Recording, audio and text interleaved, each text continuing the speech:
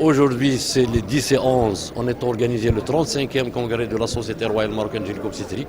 C'est la plus vieille société sur des thèmes, surtout les mises au point actualisées et surtout, qui est un élément très important, l'Afrique à l'unisson. Depuis l'intégration du royaume, grâce à Sa Majesté le Roi, au niveau de l'Afrique, on a convoqué et invité tous les présidents africains, les présidents de la Société africaine de gynéco, les présidents de la Fédération de gynéco-obstétrique, les présidents maghrébins, tunisiens, algériens, mauritaniens et les invités des orateurs. Donc les thèmes ont été très importants en matière de formation médicale continue, à savoir l'échographie obstétricale, l'échographie gynécologique, la mise au point sur la chirurgie, et surtout les cancers du sein et du col, c'est pour voir un peu le bilan, ce qui se passe en Afrique et au Maroc. L'occasion de rendre un vibrant hommage à la Fondation Lalla Selma qui fait un travail extraordinaire en matière de dépistage, où il y avait en 2600 centres, maintenant il y a pratiquement 15 centres, plus le cancer du sein, surtout pour sensibiliser les femmes en matière de prise en charge, pour voir les mises au point actualisées concernant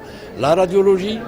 la chirurgie, la radiothérapie et la chimiothérapie et les moyens techniques qui se font, comme vous le savez, vous l'apprendrez, les moyens techniques avancent plus que l'être humain. C'est pour ça qu'on essaie d'inculquer à nos confrères et surtout aussi, on a touché aussi un terme médico-légal en matière d'accident en cas d'accouchement. C'est pour sensibiliser aux confrères pour une prise en charge conséquente, éviter qu'il y ait une erreur, il ne faut plus parler d'erreur médicale, plutôt parler d'alerte thérapeutique et surtout qu'il y ait un travail conjoint entre les gynécologues obstétriciens, les pédiatres et l'anesthésiste pour une meilleure plage et surtout on est là pour le cœur de notre métier qui sont le soin.